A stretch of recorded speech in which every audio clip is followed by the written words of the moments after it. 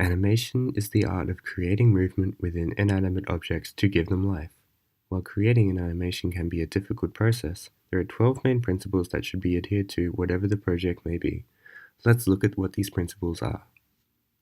First up is squash and stretch. This is important for animation as it helps give the object a sense of gravity. When trying to animate squash and stretch, it is important to keep in mind what the object being animated is made of, as everything will bounce differently. A bowling ball will not bounce the same as a tennis ball. The next principle is anticipation. When someone is about to jump, they don't just suddenly lurch forwards in the air. They prepare for this by crouching down and bringing themselves close in. Without having this anticipation factor, the animation may seem rather unlifelike and extremely off-putting. Staging is the third principle, and is a simple concept, but can sometimes be difficult. It is keeping the viewer's eye on what is most important in the scene, making sure that other motion in the scene is not as important as what they need to see. The fourth principle is straight-ahead action and pose-to-pose. These are actually techniques of animating that can potentially change how the final product looks. Straight-ahead animation requires drawing each frame of animation in a linear progression, whilst pose-to-pose requires drawing the beginning and end frames, keyframes in the middle, and then filling in the rest for a fluid motion. Fifth is follow-through and overlap. These both directly affect objects that are in motion. Different parts of an object can stop moving at different times, like how long hair may continue moving forwards when you suddenly stop. Similarly, the overlapping occurs when a character is walking or running and move their arms in a slightly different rhythm to their legs or head. Slow in and out is the sixth principle and is used to slow down objects moving into and out of motion. By having more frames at the beginning and end of movement, the object will appear to have much more realistic qualities. The seventh principle of animation is arcs. Arcs are an important part of everyday life and are crucial in animation.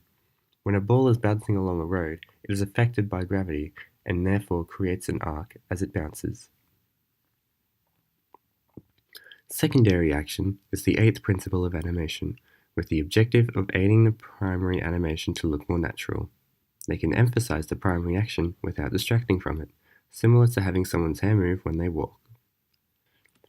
Ninth is timing. Timing is another physics-based principle that works on real-world physics and how objects interact with forces such as friction and air resistance. Whilst having strictly realistic timing is not needed, it is essential that all the timing is consistent, otherwise the believability will be lost in your animation.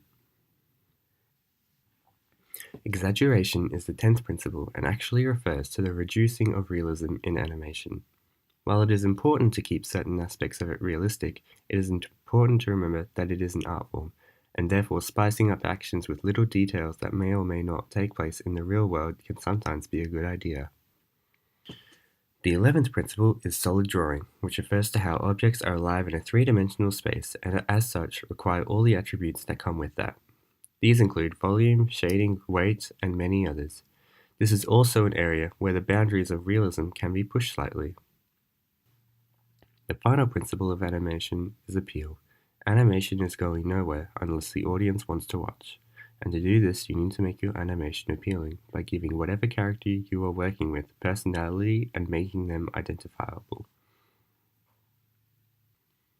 With the understanding of these 12 principles, animation can look beautiful and complex. Giving inanimate objects life is no small feat, and these principles are an essential way of making an animation stand out.